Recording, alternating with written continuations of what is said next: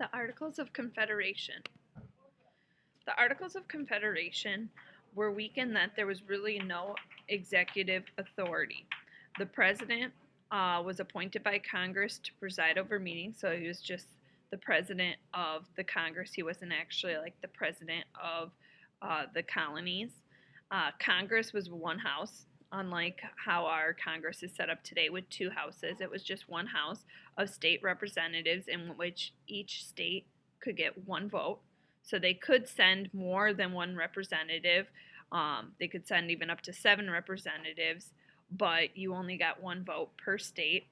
If they wanted to change a law or decide on any type of matter, they needed the approval at least of 9 of the 13 colonies, and they needed the consent of all of them to amend or change anything with the Articles. So who really had the power with the Articles of the Confederation was the states. They retained basically political authority within their states. Also within the Articles of Confederation, there was civil committees and civil officers who were appointed by Congress.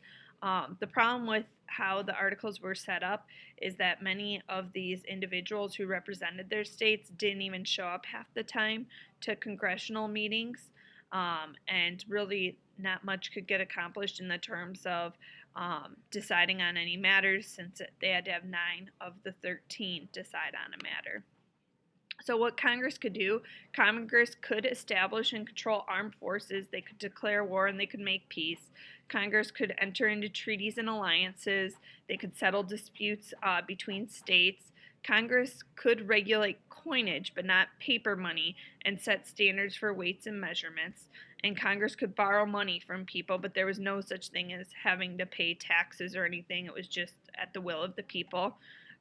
Congress could create a postal system and courts to address issues related specifically to ships at sea and governmental departments. So some things that they were able to be successful with during the Articles of Confederation is they did win the Revolutionary War because they were able to set up a military. They were able to enter an alliance or a treaty with Great Britain. Congress passed the Northwest Ordinance, which settled disputes between certain states and land claims. Congress carried out these functions, but inevitably to regulate paper money proved a major weakness, because when you go from state to state, they have different money, so it made it very hard traveling between each state. Also, Congress did borrow money, but without the power to tax. They had trouble repaying those loans, because even though they borrowed the money, how are they ever going to pay it back?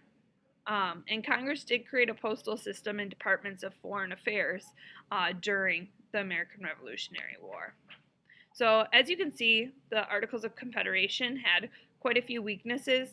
One of the major weaknesses, as I was just mentioning, is that they did not have the power to lay or collect taxes. So one of the outcomes of that is that they always fell short of money. Another weakness is that Congress had no power to regulate interstate or foreign trade. So an outcome of that was that there was a lot of economic quarrels among the states that broke out. Congress had no power to enforce its laws. So the government depended on the states to enforce laws. There was no federal government making sure people followed the laws. They had to get approval of 9 states in order to enact a law, and that was very difficult. Amendments to the Articles or any type of change had to have all 13, and there was practically no way to basically change this or change anything with the Articles, since you need all 13.